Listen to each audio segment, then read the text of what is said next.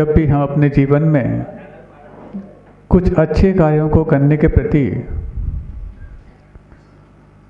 मानस तैयार करते हैं तो उस मानस को अपने स्वयं के प्रयासों से अंजाम देने भी जाएं तो कुछ एक बहाने हमारे सिलक में पहले से मौजूद रहते हैं। और सबसे सेफ बहाना जो होता है वो ये होता, क्या करें, काम तो बहुत अच्छा है लेकिन समय नहीं मिलता। ये इतना सेफ बहाना है कि इसमें कोई ज़्यादा आर्गुमेंट भी नहीं कर पाता।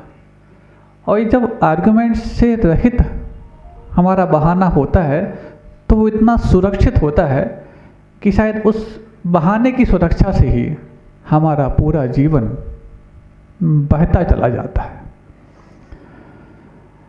अब जिनके जीवन में समय रहता है उनको दिन में 30 घंटे मिल गए हों, जिनके जीवन में समय कम बचता है उनको 18 घंटे बचे हों, ऐसा कोई नियामक तो है नहीं।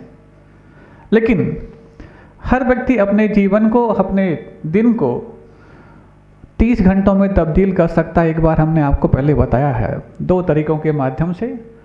थोड़ा सा रिवाइज कर दें। एक तरीका तो यह है कि आप अपना 1 घंटे का काम 50 मिनट में करना सीख जाएं,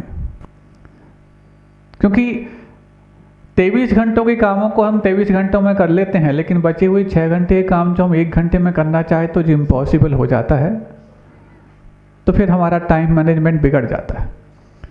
लेकिन हम चाहें तो हर घंटे के काम 50 मिनट में कर सकते हैं, तो हमारे 24 घंटे 30 घंटे के बराबर हो जाएंगे। और तरीका दूसरा ये है कि रूटीन को हम 4 पार्ट्स में डिवाइड करें। वो 4 पार्ट्स ये कि कुछ काम ऐसे हैं जो आपको ही करने हैं, उसी वक्त करने हैं, यानी अर्जेंट प्लस इम्पॉर्टेंट, तो डू इट। कुछ ऐसे हैं not urgent plus important, delayed it. कुछ ऐसे हैं urgent plus not important, delegate it. और कुछ ऐसे हैं not urgent plus not important, तो delete it. Do, delegate, delay और डिलीट, इन 4 पार्ट्स में रूटीन डिवाइड कर दिया तो आपका टाइम मैनेजमेंट पक्का। और जिनका टाइम मैनेजमेंट होता है वही सेल्फ मैनेज कर पाते हैं। और जब ये दोनों मैनेज होते हैं तभी जाके लाइफ मैनेज होती है। नहीं तो लाइफ मैनेजमेंट के बहुत सारे आपने गुर सीखे होंगे, बड़े बड़े मोटिवेशनल लेक्चर्स, मोटिवेशनल मूवीज आपने देखी होंगी, लेकिन टाइम मैनेज नहीं कर पाए होंगे, तो शायद फिर लगता है कि लाइफ मैनेज भी नहीं हो पाई होगी। अब सबसे पहले जो शुरुआत होती है उस टाइम मैनेजमेंट को नहीं करने के पहले कि क्या करें हैं हम, ये वाली बात जो हमारा आप बता रहे हैं वो भी हम समझ सकते हैं, वो शायद अप्लाई करने जाएं भी, लेकिन करें क्या। सुबह लेट उठना जो होता है, और लेट उठने के पीछे कारण ये नहीं है कि हम ज़्यादा सोना चाहते हैं, रात को नींद ही नहीं आती। अब आज थोड़ा सा हम इसी विषय में थोड़ा सा विचार कर लें, फिर उसके बाद जो हम कहना चाहते हैं उसके बाद लेंगे। तो सबसे पहले आप ये समझ लीजिए, नींद और आराम इन दोनों में से क्या महत्वपूर्ण है। बहुत से लोगों की देर शिकायत होती है, कुछ लोग गोलियां खाकर के सोने की आदत डाल चुके होंगे। हमें लगता है ये गोलियां वो बंदूक की गोलियों से भी बदतर हैं, जो शायद बंदूक की गोली तो आपको एक आध जगह घाव करती होगी, लेकिन ये नींद की गोलियां तो आपको पूरे शरीर में घाव कर रही हैं। और ये जो गोलियां खा करके सोने की आदत और फिर अलार्म भर करके उठने की आदत, ये लगता है कि आपके जीवन में आपका नियंत्रण खत्म हो चुका है। और जिस व्यक्ति का अपने जीवन पर नियंत्रण खत्म हो चुका है, वो दूसरों पर नियंत्रण करने का जो अभिनय कर रहा है वो सिर्फ मात्र बेबुनियाद अभिनय है, उससे कोई भी हासिल होने वाला नहीं। इससे तो अच्छा है शायद वो जिनका अपने जीवन में नियंत्रण है उनके पास जाके कुछ गुर सीखना सीख जाए। तो सबसे पहले आप समझ लें कि नींद और आराम में से क्या जरूरी है। नींद मन की खुराक है, आराम तन की खुराक है। दिन भर हम थकते हैं बॉडी से, तो बॉडी को आराम तो चाहिए, और मन तो नींद में भी काम करता रहता है, तो उसको क्या आराम चाहिए। यदि मन नींद में भी शांत हो जाए तब तो ठीक है, लेकिन वो नींद में भी काम करता है, तो जो जिसको 24 घंटे काम ही है तो उसको हम आराम की चिंता ना करें। और जिसको वाकई में आराम की आवश्यकता है उसके लिए आराम क्यों ना दें। तो फिर किस समय पे हम, कई बार आपके बच्चे टाइम टेबल तैयार कर लेते हैं अक्सर एग्जाम टाइम पे, और एग्जाम टाइम में वो टाइम टेबल तैयार कर लेते हैं तो सोचते हैं कि हाँ इस टाइम टेबल के अकॉर्डिंग हम अपनी रूटीन को जिएंगे। होता ऐसा है कि 2-5 दिन ही नहीं होते कि उस टाइम टेबल को ब्रेक कर देते हैं एग्ज़ाम पूरे नहीं होने के पहले ही। क्यों? उस टाइम टेबल जो उन्होंने सेट किया उसके एडवांटेज वो फील नहीं कर पाए, और जिस चीज़ का एडवांटेज आप फील नहीं कर पाओगे उस चीज़ को आप बहुत दिन तक ढो नहीं सकते। और वो क्यों नहीं फील कर पाए? क्योंकि जो आपने टाइम टेबल सेट किया है वो अकॉर्डिंग टू साइंस नहीं किया है। ये सिर्फ बात हम बच्चों की बात नहीं कर रहे हैं, जितने बड़े बच्चे यहाँ बैठे हैं, सफ़ेद बाल वाले भी बैठे हों, काले बाल वाले, सबको हम बोलना चाहते हैं आज आप टाइम मैनेजमेंट करना सीख जाओ।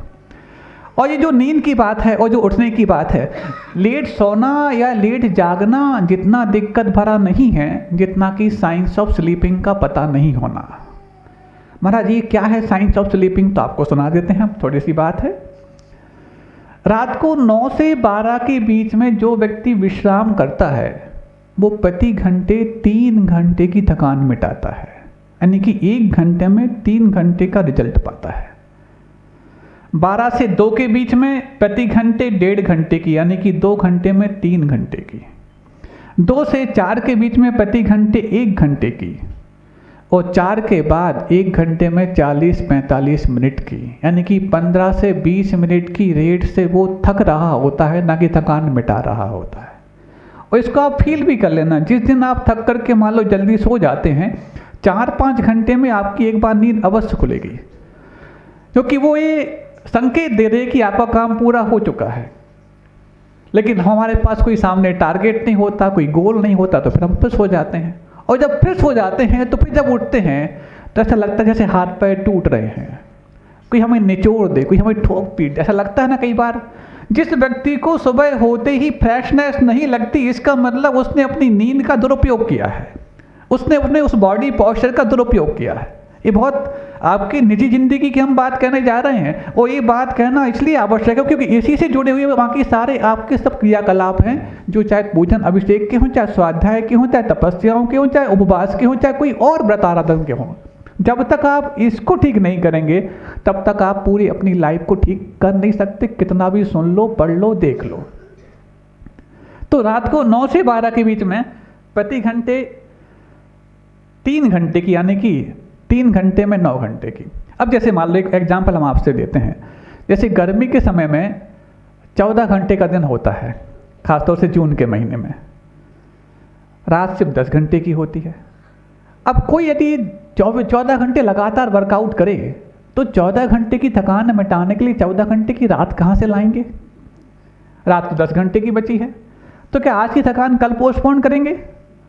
थकान ना पोस्टपोन होती ना प्रीपोन, उसको यदि आपने पूरा कर लिया तो ठीक, नहीं तो उसके साइड इफेक्ट्स तैयार हैं। तो फिर कैसे पूरा करेंगे?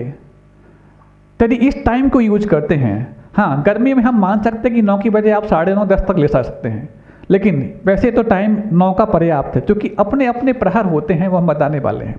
तो 9 से 12 के बीच में 9 घंटे की रिकवरी हो गई, 12 से 2 के बीच में 3 घंटे की रिकवरी हो गई, 2 से 4 के बीच में 2 घंटे की रिकवरी हो गई। तो 9 और 3 12 और 2 14, इन 7 घंटों में 14 घंटे की थकान पूरी हो गई। इसके बाद यदि आप सोए तो माइनस में जाएंगे और थकान आप बढ़ाते जाएंगे, ना कि थकान पूरी कर पाएंगे। तो इसको यदि यूज करते हैं तो आपकी 14 घंटे की थकान पूरी हो सकती है। इसके अलावा दूसरा कोई टाइम बताओ जिसमें आप 14 घंटे की थकान पूरी कर सकते हो। और जब ये पूरे नहीं होते तो यही जो हमारा स्लीपिंग क्लॉक है, जिसको सर्केडियन क्लॉक के अकॉर्डिंग हमें फिक्स करना चाहिए था, वो डिस्टर्ब होता है, और इसी से फिर हमारा मेटाबॉलिज्म जो होता है वो भी इतना डिस्टर्ब हो जाता है कि हमारे जो कुछ भी अनेक प्रकार की बीमारियां जो हम अनावश्यक रूप से अपने साथ जोड़ते जा रहे हैं, जिनका कोई वजह नहीं है, जिनकी कोई आसपास कुछ ऐसे सिम्टम्स नहीं है, ऐसे कोई वायरस नहीं है जो हमारे लिए अंदर घुस करके वो बीमारियां पैदा कर दें, लेकिन वायरस तो हमारे इस दिमाग में है जो उन बीमारियों को बेवजह आमंत्रण देता है। तो 9 से 12, अब जैसे मान लो इस टाइम का सबसे अच्छा यूज करते हैं सारे योगी ध्यानी तपस्वी। तब तो एक बार का पॉस्चर लेकर के और जो विश्राम करते हैं वो 24 घंटे उनके लिए तरोताज़ा रखता है। और यदि आप फिर कहते हैं कि क्या करें, कभी कभार हमारे लिए असाइनमेंट्स रहते हैं, प्रोजेक्ट्स रहते हैं, इसलिए लेट नाइट वर्कआउट करना पड़ता है, तो जो आप लेट नाइट वर्कआउट कर रहे हैं उससे अच्छा वो सुबह अर्ली मॉर्निंग कर सकते हैं। लेकिन लेट नाइट वर्कआउट करने से आपका दिमाग होता है हैंग, जैसे आपके कंप्यूटर की फाइल्स अस्त व्यस्त हो जाती है ना, हैंग हो जाती हैं, ऐसी दिमाग की फाइल्स भी अस्त व्यस्त हो जाती हैं कि वो ये तय नहीं कर पाती कि अभी दिन है कि रात। कई बार मान लो आप दिन में सो गए हो और शाम को 6 बज गए हो, तो आप ये तय नहीं कर पाते कि अभी सुबह के 6 कि शाम के 6 हैं, क्योंकि आपकी दिमाग की जो क्लॉक है वो डिस्टर्ब हो रही है। ये तो एक आध बार की बात हो तो कोई बात नहीं, लेकिन लगातार जब ये प्रैक्टिस हमारी चलती रहती है तो इसी का परिणाम निकलता है डिप्रेशन, फ्रस्ट्रेशन और सबकॉन्शियस माइंड जैसी स्थितियाँ। ये इनके बीज हम कैसे कैसे धीरे रहे हैं आपको मालूम नहीं है। अब देखो, फिर भी आप सोचते हैं कि हम लेट नाइट वर्कआउट कर लें, क्योंकि पढ़ाई है, क्या करें, रात में सुबह उठ नहीं पाएंगे तो रात में कर लें। तो रात को ये काम करने से, चाहे वो आपके अच्छे काम हो, पढ़ाई हो, चाहे कोई भी हो, 4 अनफेवरेबल कंडीशंस के साथ हो रहे हैं। पहला तो दिन भर की थकान मौजूद है। दूसरा, राक्षस प्रहर चल रहा है।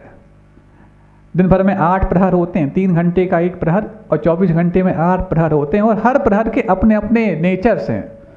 तो राक्षस प्रहर प्रारंभ हो गया है। तीसरा, रौद्र काल चालू हो गया है, जिसमें कोई भी अच्छे काम नहीं, रुद्रता वाले काम ही होंगे। और चौथा, दुनिया के सारे जो अच्छे काम नहीं माने जाते हैं वो सब रात की सराउंडिंग्स में ही होते हैं, जो सबसे ज़्यादा नेगेटिविटी जनरेट कर रहे होते हैं। तो ऐसी नेगेटिविटी जनरेट करने वाले माहौल में कोई आप अच्छा काम करने जाओगे तो इसमें इनपुट ज़्यादा लगेगा, आउटपुट कम आएगा। और ये चारों ही कंडीशन सुबह जाके फेवरेबल हो गई। पहली बात तो मनोहर काल प्रारंभ हो गया, ब्रह्म मुहूर्त प्रारंभ हो गया, थकान मिट गई, और दुनिया के सारे मुनि ध्यानी तपस्वी जो अपनी ध्यान सामायिक में लीन हो चुके हैं वो सबसे ज़्यादा पॉजिटिव एनर्जी जनरेट कर रहे होते हैं किसी भी अच्छे कार्य को सपोर्ट करने के लिए। एक तरफ चारों अनफेवरेबल हैं और एक तरफ चारों फेवरेबल हैं, डिसीजन आपको लेना है। अब 2 बजे तक पढ़ने की बजाय, 2 बजे तक जागने की बजाय 2 बजे से जाग जाओ तो भी कोई दिक्कत नहीं है। क्यों? 2 से 4 के समय नींद के पॉइंट ऑफ व्यू से प्लस माइनस बराबर है। 4 के बाद माइनस में है और 2 के पहले प्लस में है। महाराज हम जाग तो जाते हैं लेकिन वापस फिर सो जाते हैं। ये जागने के बाद वापस सोना और नुकसानदेह है, क्योंकि आपने अपने आप को, सबकॉन्शियस माइंड को ये जो मैसेज कन्वे किया है कि मैं अब जाग चुका हूँ, अब वो अपने आप को तैयार कर रहा है, हमारे पूरी बॉडी ऑर्गन्स उसके लिए एक्टिव होने के लिए तैयार हो रहे हैं, और आपने फिर वापस सुला दिया तो वो डिस्टर्ब होते हैं। अब मान लो महाराज आपकी बात मान के हम उठ तो जाएं, लेकिन जल्दी नींद नहीं आती तो क्या करें? जल्दी नींद नहीं आती, उसके लिए 2 तरीके हम आपको बता रहे हैं। सबसे पहले तो अपने उस सबकॉन्शियस माइंड को मैसेज बोल दो कि हे मन, तुझे जब सोना होगा सो जाना, मैंने तो बॉडी को आराम देने वाला काउंटडाउन शुरू कर दिया है। तो जब वो मन निर्विकल्प होगा तो जल्दी सो भी जाएगा। और ये तुम देखते रहे, अरे महाराज की बात मान के हम 9 बजे लेट तो गए, नींद तो आई नहीं रही है, 10 बज गए, 11 बज गए, 12 बज गए। जितना आप ये घड़ी को देखोगे उतना उतना आपकी नींद और उड़ती चली जाएगी। आप मन को बोल दो, क्योंकि मन, नींद ये मन की खुराक है और तुझे सोना है ही नहीं है, तुझे तो नींद में भी जागना है, तो मैं तेरे लिए खुराक क्यों दूँ? और मेरे लिए बॉडी के लिए आराम है आवश्यक, तो मैं बॉडी के लिए आराम क्यों ना दूँ? मैंने बॉडी को 6 घंटे 7 घंटे, और हर व्यक्ति की अपनी अपनी एक आवश्यकता होती है, उस हिसाब से यदि वो उसको आराम देता है तो उसका काम पूरा हो रहा है। अब ये जो हो गया, इसके बाद भी यदि आपको लगता है कि हम ठीक है, आपकी बात मान के हम 9 बजे लेट भी गए, नींद नहीं आ रही है, हम ये मान लिया चलो कोई बात नहीं, नींद नहीं आ रही है, लेकिन लगातार जब नींद नहीं आती तो मन में खलल पड़ता है। तो एक आपको हम तरीका बता दे रहे हैं जो मिलिट्री में चलता है, 4-7-8 का। ये 4-7-8 क्या है? 4 सेकंड तक आप लेट गए ना, शवासन से लेट जाओ मान लो सीधा, 4 सेकंड तक आपको श्वास लेना, लेटे लेटे 4 सेकंड, 1 2 3 4, इतना ही मात्र 4 सेकंड में श्वास लो, 7 सेकंड तक उसको रोक के रखो, और 8 सेकंड में धीरे धीरे उसको रिलीज करो। कितने हो गए? 4 और 7 11 और 8 19। 19 सेकंड में आपका एक साइकिल पूरा होगा, और ये साइकिल 1 मिनट में लगभग 3 हो जाएंगे, और लगभग 15-20 साइकिल यदि पूरा करोगे 5 से 6 मिनट लगेंगे इसमें, और आपको नींद आ जाएगी। 5 से 6 मिनट में नींद आ जाएगी आपको। और शुरुआत में आपको ये 15-20 साइकिल पूरे करने पड़ेंगे, और आपकी यदि हैबिट हो गई तो आपके 2-3 साइकिल पूरा करते ही आपको नींद आने लग जाएगी। तो आपकी नींद की जो समस्या वो भी ठीक हो जाएगी। और नहीं भी आ रही है, मान लो पहली बात तो आ ही जाएगी, बहुत ही ज़्यादा डिस्टर्ब केस हो, क्रॉनिक केस हो तो उसकी बात अलग है। जिसने अपनी नींद की गोलियां खा के अपने शरीर को मूर्छा की अवस्था में धकेलना प्रारंभ कर दिया। मूर्छा होती है, नींद की गोली खा के नींद नहीं आती, मूर्छित होते हो, बेहोश होते हो, और बेहोशी ही फिर बाद में जाके कोमा में आपको ले जाने के लिए कारण बनती है। इसलिए ये 4-7-8 का साइकिल है, और इसमें भी नहीं आती है तो आप निर्विकल्प रहिए। आपने बॉडी को आराम देना प्रारंभ कर दिया है, 6-7 घंटे का आराम उसके लिए पर्याप्त है, और आप बिल्कुल फ्रेश मान के उठिए कि मेरा काम पूरा हो चुका है। और ऐसा करते करते जब लगातार ऐसा करने लग जाएंगे तो एक बॉडी की जो एक साइकिल फिक्स हो जाएगी, फिर वो 4-7-8 के बगैर भी सोना फिर शुरू कर देगी। इसलिए ये साइंस ऑफ स्लीपिंग है, इसको जो फॉलो करता है उसके रिजल्ट्स इस हद तक आए हैं कि बड़े बड़े कॉम्पिटिटिव एग्जाम की तैयारी करने वाले बच्चों ने अपने आप को इस साइंस ऑफ स्लीपिंग के टाइम टेबल से सेट करके गोल्ड मेडल तक पाए हैं। और जब ये कर पाओगे तभी जाकर के आप साइंस ऑफ ईटिंग फॉलो कर सकते हो। ये साइंस ऑफ ईटिंग क्या है?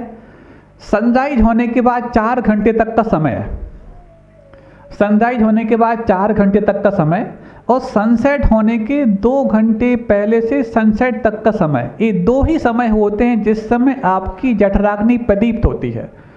जठराग्नि का मतलब आपके लीवर से एंजाइम्स रिलीज होते हैं जो आपके भोजन को डाइजेस्ट करने में सपोर्ट करते हैं। ये 2 ही समय हैं, सनराइज होने के बाद 4 घंटे तक, और सनसेट होने के 2 घंटे पहले से सनसेट तक।